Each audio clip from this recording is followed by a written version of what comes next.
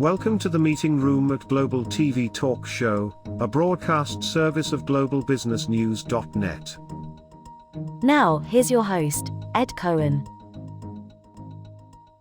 Hi, this is Ed Cohen, your broadcast host on Global TV Talk Show, a service of globalbusinessnews.net. I encourage you to go take a look at globalbusinessnews.net. You'll find some interesting thing with lots of links to go deeper if you wish. Well, today's broadcast is live. Today is December 1, and it's just past 07:30 in California, and it's 7:30 p.m. Roughly in Dubai, as they say it, right?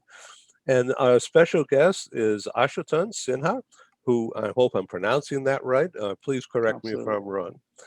So welcome. Thanks, Ed. Thanks a lot. Pleasure to be, an honor to be on your show. Oh, it's an honor for us. Heard so many good things about the way your show is going, so I'm very pleased to be here. Thank you. Okay, so now your current position is a business executive for a large organization, is that right? That is correct, in HR, yeah. Right, and do you want to talk about the industry that you're in or the company? Yeah, absolutely. So I am a leader of a very large organization, which is in the retail space in the Middle East and some other parts of the world. And I manage about 12 to 15 countries as a head of HR for them. And it gives me a huge opportunity to do two things. One, my passion to ensure that people around me grow and do well. And of course, the recent pandemic has obviously left me with new learnings, and that's helped me to pour them into different articles and conversations I've had with people outside who are at crossroads with a career. So that's me, and I love what I do. So to what extent are you meeting with people, even practicing safe distance and all that? Are you meeting with people in person in the office, or are you relegated to doing Zoom meetings? Mostly it's now relegated to video and online meetings, but there are some essential services, and in HR, there's the side of HR, which is the admin side and stuff which can be managed over video, but there's one side which is about very front end with people, and we as a retail organization, we run stores as well. So, there is obviously a requirement for some people to be on the ground and some people to be online.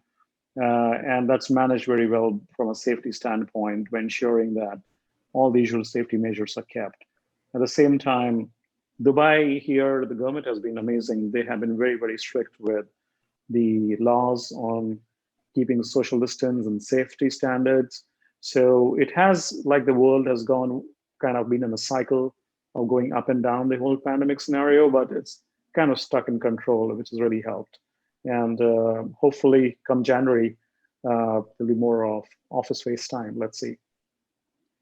Okay, so by the way, next week I'm producing one of these talk shows with a gentleman you may know, the HR director of Ozan, Coca-Cola in UAE, yes. Mr. Rohit Manuka. Yep, I think I met him in one of those conferences. Absolutely, yeah. Yeah, awesome. he's coming back on the program. Just wanted to let you know that I'm a little growing familiar with the Dubai area. Also, we'll have you run fly over sometime. Yes, when things get better. In fact, around 3 years ago, I was in conversations with a couple of the hotel meeting centers to produce one of my live meetings there. And we just couldn't get it together. On my side, I couldn't really just get my head around what I'm doing.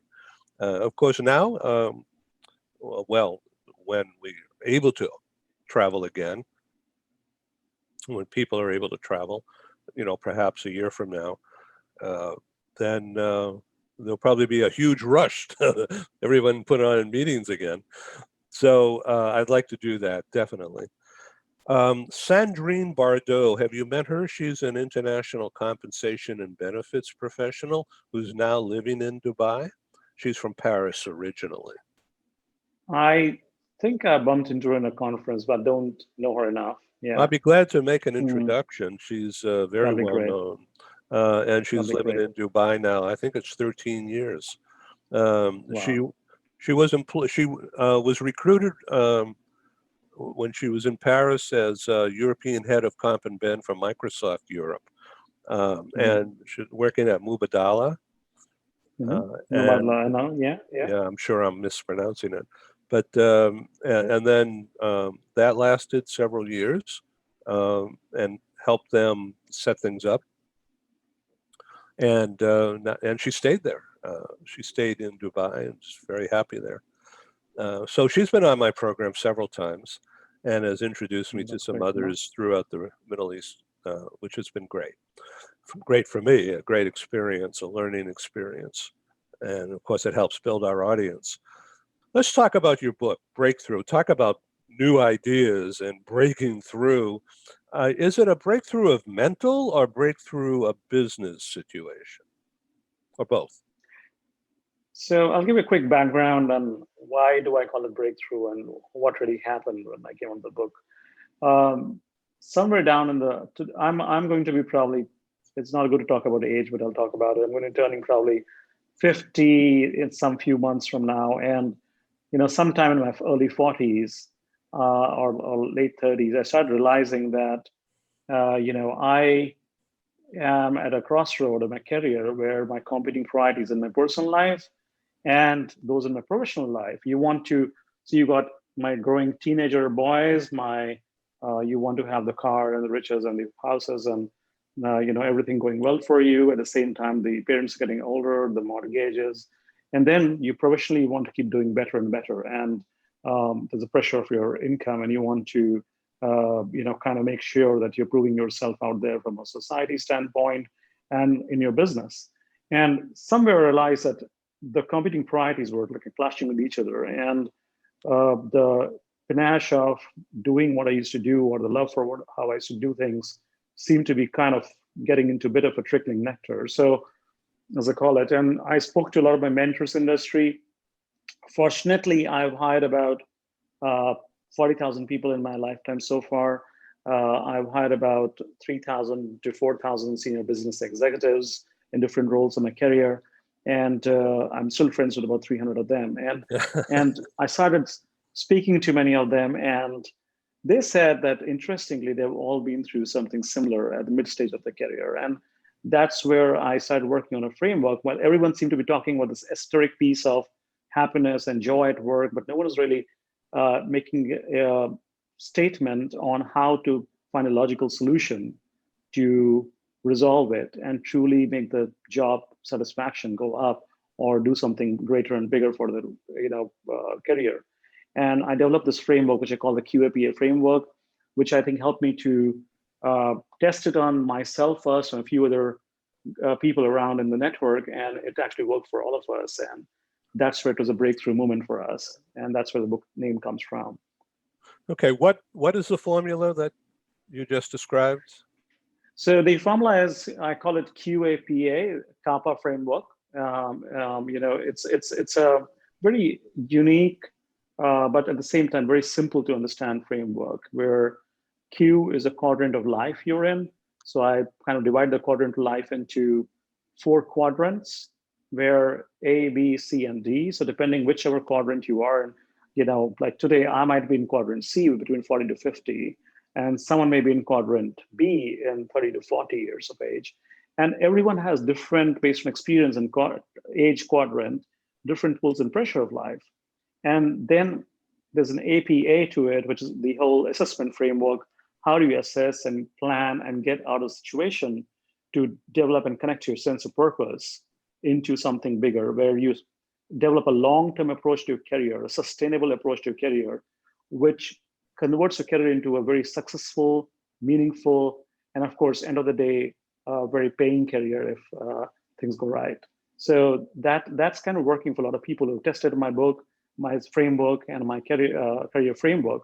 And I've heard good things about it so far across the world. So who are the bulk of the readers? Is it other guys like you, or is it more university oriented? No, I would say the three brackets of readers. One are folks like me who are business executives in the mid stage of life career. And second is the folks who are looking for a second career, whether homemakers or veterans or people coming out of work and things like that. And the third category is the young career starter. And simply, my next book is about that and about how they are coming out of their current career and how do they head into making sure that their career is connected to what I call three P's. The two P's, which is passion and purpose, and the third P is paycheck. And my whole thing is that if you follow the first two P's, the third will follow. Usually people end up following the third P, and the first two go away. Therefore, the third P never is sustainable. So I want to ask you, I'm looking at some of the notes here that I took about being a center of excellence.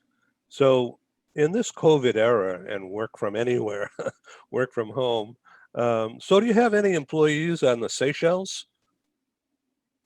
No, not in Seychelles right No, now. I was just wondering, the Maldives, going in the Maldives. water, diving. I was on a conference the other day, and I was talking to someone who had this nice background to himself, and I said, "Is that a wallpaper or is that real Maldives?" And she said, "That's real Maldives. I'm sitting right here." I said, "Okay, that's fine." So yeah, it's interesting. I was talking with this gal who on the LinkedIn page it says New York, and a media gal. And so I said, "Well, what's happening? Are you able to meet with people? Is Manhattan open up and blah blah blah?" And she says, "Well, I left town. I'm in my condo in Aruba." So, Oh my goodness! so you know where that is the Southern Caribbean, just north Sure. of Yeah. Venezuela, and it's Yeah. Dutch owned. And she says, "I don't know if I'm ever going back." The internet, as you could tell, works fine. They had 4G or 5G, Yes. and everything works. So why go back?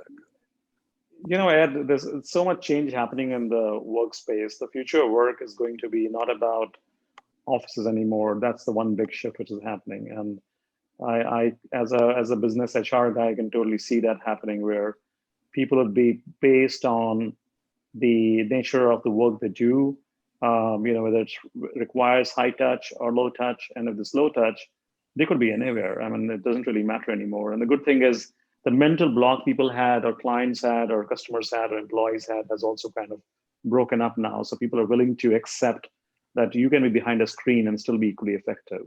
That's a big shift right now. I'm working on a project. Obviously this is not rehearsed, but I'm working on a project which means the name and the format and the content for a broadcast series, and I haven't done it yet. But so we're going to start on December 3 at my 12 o'clock noon. And so the theme is corporate project management in the new now that we find ourselves in, and global, which means, okay, so we have US, Germany, let's say Middle East, let's say Brazil, let's say Japan, just to give you a real broad scope here. Mm-hmm. Do corporate people based in each of those areas, in other words, the culture, how impactful is culture on how a project is managed today? Local culture, historic ambience where the corporate manager resides and works, and the company in which they operate. So global project management, is it different from a cultural point of view in each country. Could you address that? It's a great question, and incidentally, it is very much. A great example of this is of tech firms and services firms. I used to work with one of the services firms on both sides of strategy and tech, Deloitte Consulting, once upon a time, for a good number of years in the US and India. And it operates across various countries, and so do the clients. And I've seen that people program management or business program management or project management is extremely local in nature and still global. So we use a term called glocal, which is global plus local. And you need to have that global approach to ensure that at a global scale, there are a few uniform standards which the project has to meet, which is on quality, timeline, and ability to meet the client expectations or people expectations. On the local level, there needs to be cultural nuances, like you rightly said, which is about ensuring that whether it is about the person being sensitive to the timing of the project. Like in some countries, work-life balance is a big deal. While in other countries, this may not be such a big deal. People are more focused on hours than work-life balance. So in other country or some geographies, certain words or certain things to say, like in the US, you can't talk about a few things. While in other countries, it's okay to talk about race, age, and gender and things like that. So it kind of, it kind of varies by culture, and you need to be. There's been a lot of cultural sensitization workshops which happen with project teams which work globally to make sure that when they deal and operate with customers and clients at other parts of the world, they know exactly what may click the wrong way. Just like it's no different than some of those famous disasters which happened when a cola company opened a drink name in another country with a different name, and that went totally wrong because it meant something very costly and it was very different. So Crazy, you got to be isn't very it? careful. Yeah. Yeah. Well, you'd think a huge company like that with a marketing budget, somebody probably brought it to their attention and they were told to shut up. So probably as Right. simple as that. Yeah. Yeah. Structure. Yeah, that's a really good response. Thank you very much. So anyway, we're developing that, and my approach so far for that in this first one on Wednesday is two cultural guys. One is a guy who's originally from Lebanon, but a U.S. citizen, and he worked for Boeing Aircraft, and he developed into a slick salesman, if you can imagine somebody selling airplanes around the world. So, Yeah. so anyway, he was a top sales guy for 20 years and recently took early retirement. So now he's just sitting around talking with me on talk shows. So we've had a good time. So I came up with the idea of project management. And his background, of course, being from Beirut, and he and his parents, of course, he was just a kid, but his parents escaped from civil war there back in, when he was 13, being shot at, getting on a plane, and escaping, and landing in the U.S. and making a success. So the other guy is a native of Germany, now living in Atlanta. And he's become a cross-cultural trainer, not only to help German. A lot of German companies have located in Atlanta in the U.S. Southeast. Tax benefits, a community, big red carpet welcome by all the economic development guys. And so they become huge economic factors, economic engines for the Southeast of U.S. And it's also, they've kept the politics to laissez-faire, a lot of benefits, but no unions, or very minor impact of unions, because the companies are set up to give a lot of benefits, but just don't unionize. So Boeing was a really big player there in South Carolina. And then others came in like Mercedes and BMW and Japanese companies. So anyway, this guy, Christian is his name. So we have Ali and Christian and Cohen, right? So we have like an interfaith council here of conversation on That's quite interesting. on global project management and what impact is culture on how things are getting done. So we'll see what happens. It's unrehearsed. That's actually going to be very interesting. It's quite relevant actually today. Yeah. Yeah, I know all the diversity stuff. So what's your next book going to zero in on? So, I told you about the 4 quadrants of life in my new book, Breakthrough. And my future, I've started writing another book called, it's a placeholder title right now, Quadrant A. And Quadrant A is really about career starters. So I realized that when you get off the college train, as I call it, you just jump into another train and start rafting on a career.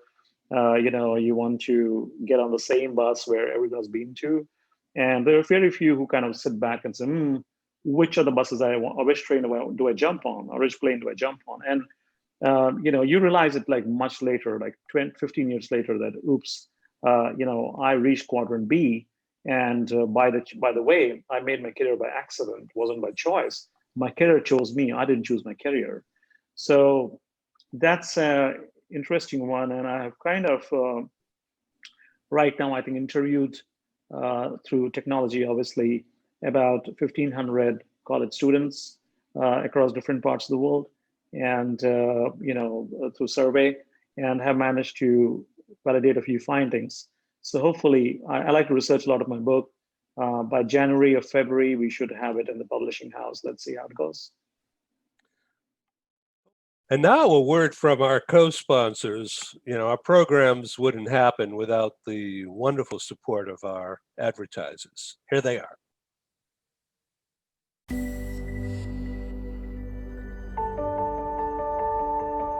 Something that's really neat is that the Bridge School partners with various organizations to provide learning for their students. For example, we partner with a major ballet company, and we are able to enroll several of their students into our school. So now not only is the student able to participate in a school and have a seamless transition while they're very active in their ballet career, but now they have other dancers that are with them that are doing some of the same courses. So it's almost becoming a camaraderie where they're taking similar courses, they're working together on their ballet, and really being able to form this great partnership with these organizations to provide a needed service.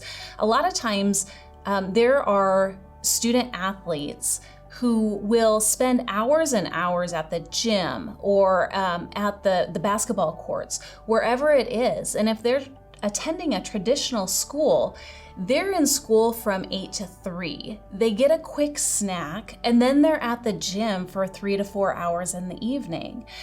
Coming to us and having that partnership, they're able to break that up throughout the day. They can have a morning practice, get some schooling in, have an afternoon practice, finish their schooling in the evening. So there's that flexibility. And additionally, if there are tournaments or performances, it's fantastic because if there's a week where they have shows straight through, they can take that week off of learning and then pick back up when they're done. So it offers this great flexibility. And for the program owners of these sports leagues, it is a win-win situation for them because they see this need. They see this need that their students need to make sure that they are obtaining the grades necessary to be successful adults in our country and in other countries. But it provides them an environment where they can be successful at both.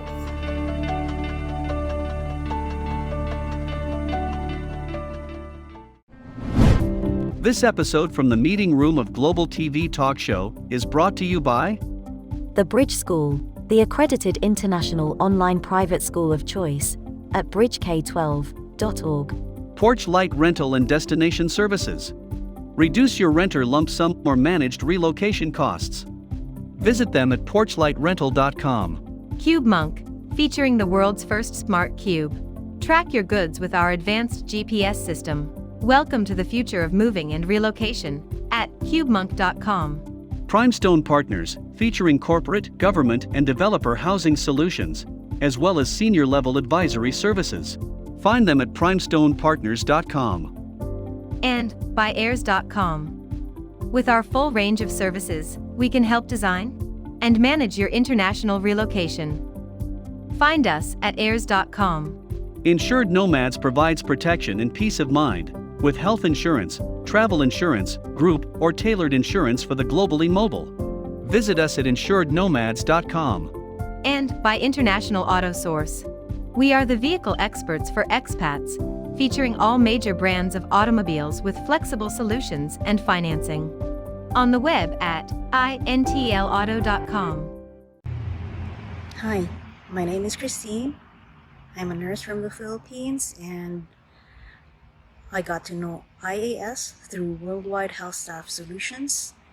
And I want to thank IAS, especially to Matthew, for helping me get my car stress-free, headache-free. And so just want to show you the car that I got.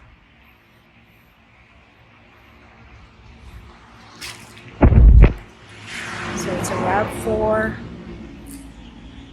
XLE 2020.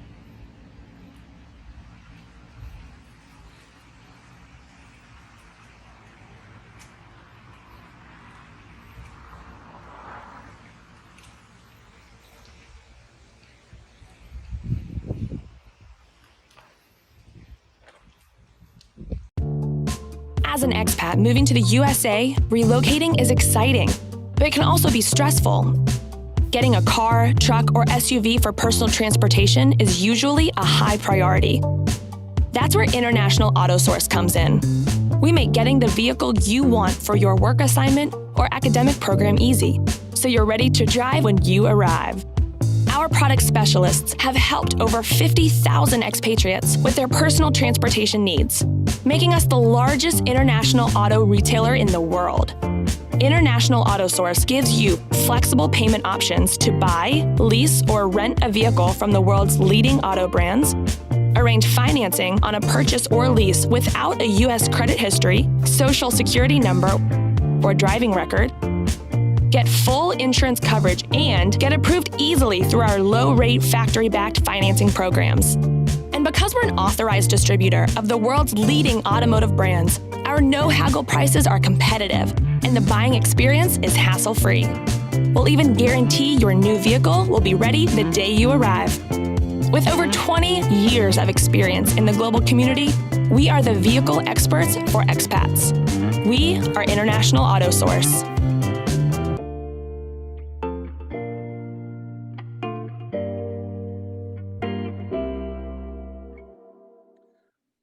So writing a book is not easy, and I have not done that. I have organized, as a magazine editor, I've organized stuff, okay? But to sit down and start with a blank sheet and writing the first paragraph, never mind the first sentence, and then, 3 o'clock in the morning someday waking up and say, oh my God, what am I doing? And then rip it up and start over. How have you conquered that? So I was looking at something interestingly in my cupboard a couple of days back, and realized that I used to be this guy who used to probably just love being at radio talk shows. I got paid some small few dollars that time to be on a few of those, young teenager, old teenagers, not young teenager, kid out there. And that's the point of time I realized that, I can write probably as well. So I started writing a few magazines. Then I gave it up for a long time. It's when the spot hit me where I thought I could develop this framework, and with this whole knowledge of, wisdom pouring in from more intelligent people around me, who kind of start talking about things that how care is making a difference. I thought, let me give it a try and started writing. And that's when I discovered that my purpose, my sense of purpose is about ensuring that I am able to grow people around me. But the passion in me was about writing, and I could write for hours. I remember that, I sat like 11 p.m. in my study, exactly where I'm sitting right now. And it was 4 a.m. and I said, I've written down like a few thousand words and, typed them down. And I was like supremely elated and satisfied somewhere deep inside. And that's when I realized and connected I was working with a framework that time, tearing pieces of paper and trying to work out on the right model, and realized my passion, my first P was the writing, and the purpose was making people around me be successful. And I connected my writing to people's success, and that's where the first two P's for me happened.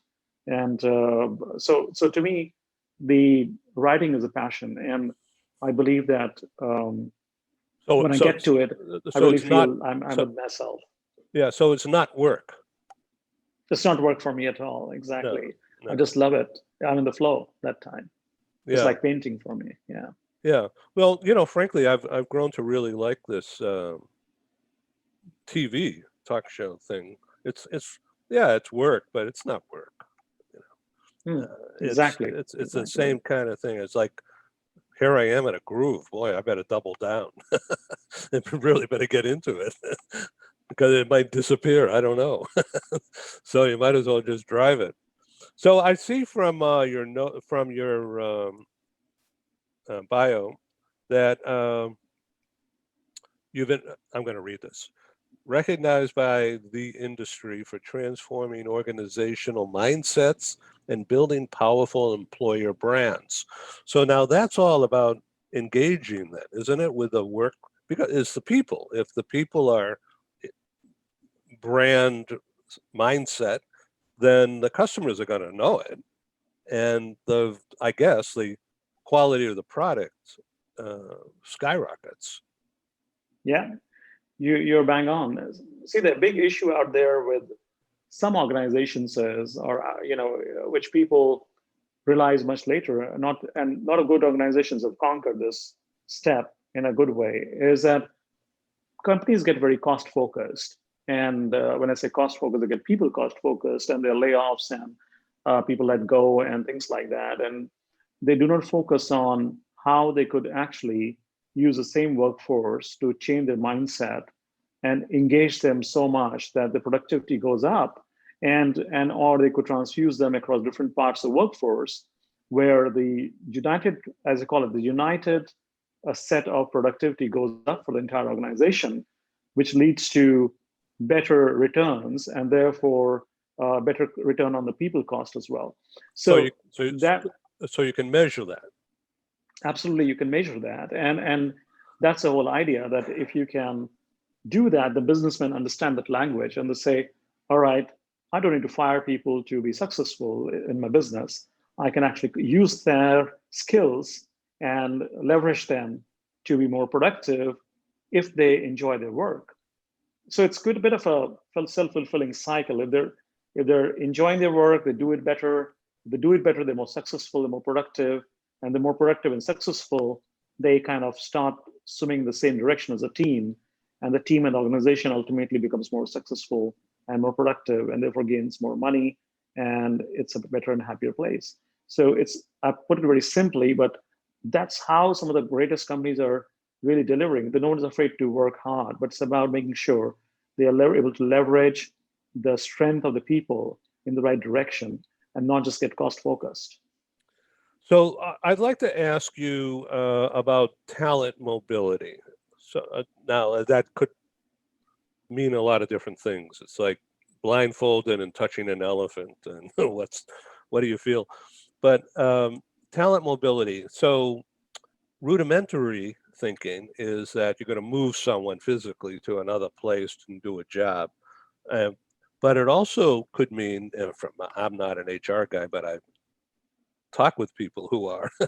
And so I've learned that it also means within an organization to be flexible and learn a new position to become more valuable to the organization and to yourself, but move talent to do something else in the organization to help the organization grow rather than just focus in your space and not move out of that space. So that, and then the element of today with virtual assignments, I'm here in San Diego, I could work for, or say you in Dubai, but I'm sitting here and I'm not going to get on a plane, but I can do my thing. The same thing. So global talent pipeline development, and in the new world that we're in, the new now, as I call it. How would you, this is probably a subject for a book, but how would you measure performance in that kind of a new world? Yeah.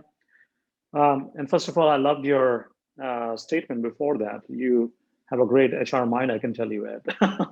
You kind of, the way you summarized that was beautiful. I loved it. See, the current new world, or the post, there's nothing post here, but it's really around making sure that how people are beginning to realize that there's a cross-pollination of skills and not talent, which means that if you're able to cross-pollinate skills across an organization, within the organization first of all, and the walls don't exist anymore because no one is going to work in the sense of those four walls anymore. It's more around being behind a screen and still being equally effective. That can be any part of the world, like we said before. So to your point, which brings a very important point, that how does someone measure performance, and how does one have the confidence to make sure that the person across the screen is doing equal work and delivering to it?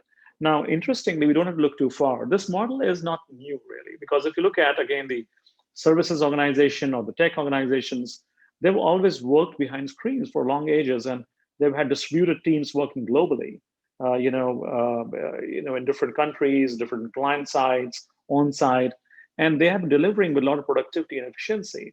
And the way they have measured performance has been very simple.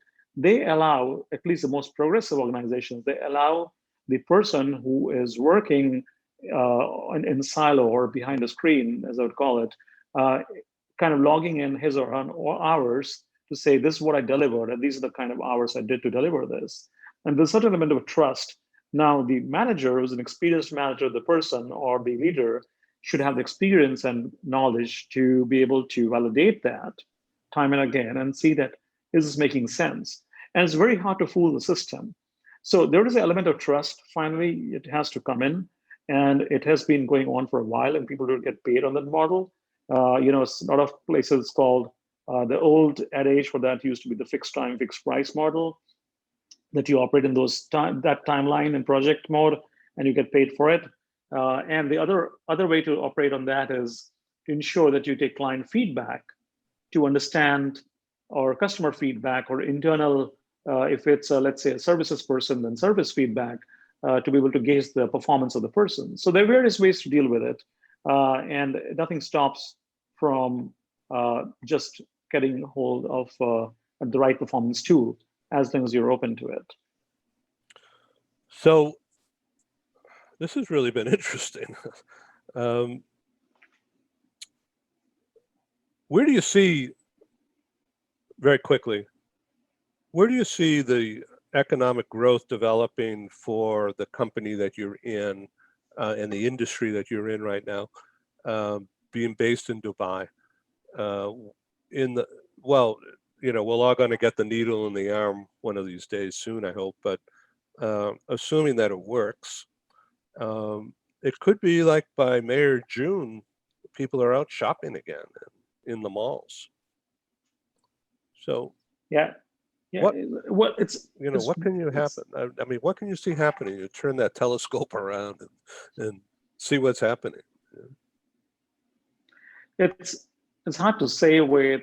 It really depends on the day when the vaccine arrives. But one thing is for sure, that humans tend to start coexisting with pains outside. So, and that's a typical human psychology. People are already stepping out, and I think wearing a mask or wearing gloves or being cautious is becoming a way of life.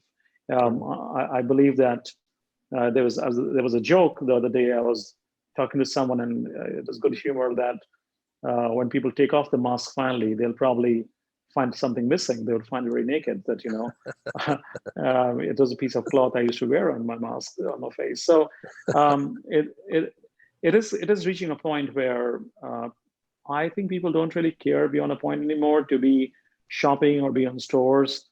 And the other thing which is building up in a big way is e-commerce.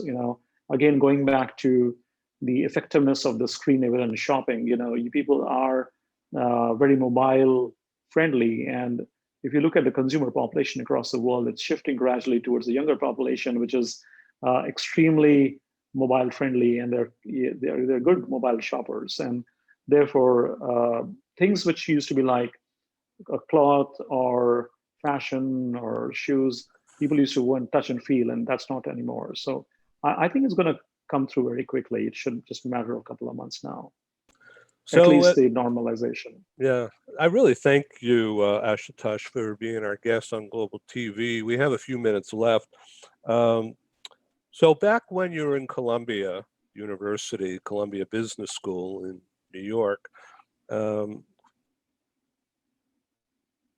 what was your favorite course? Better, it's up to you how you want to handle this. Describe why it was the best. Was it the professor, or was it just something clicked way back then? That's a very good one down the memory lane. So I did a fellowship from Columbia after my graduation, and that was around fellowship and inclusion. Diversity and inclusion fellowship. And the important factor in America at that time was that inclusion was becoming a big deal, and people didn't want to use the word diversity anymore. And the idea was to be more inclusive and drop unconscious biases. And I remember that the best thing which I loved about my course was that my project team, who were also very experienced people, we were lucky to have a prof who was extremely passionate about the topic, and he made us experiment with each other and help us drop our unconscious biases to really understand the topic before he came up with our thesis and project presented to the board of the organization we were being sponsored by. And it was actually very interesting because when you do that, it's very hard to do that. So we developed a tool called SYS, thanks to the sponsorship of this organization. And it was, SYS is, your story. So basically share your story.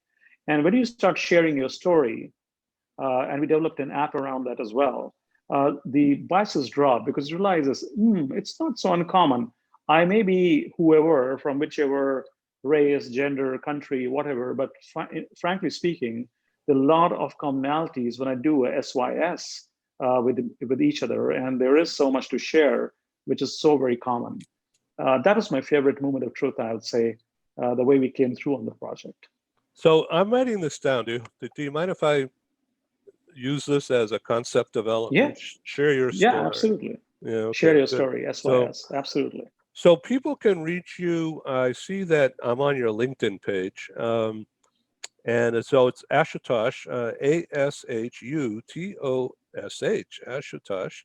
Last name Sinha, is that how to pronounce it?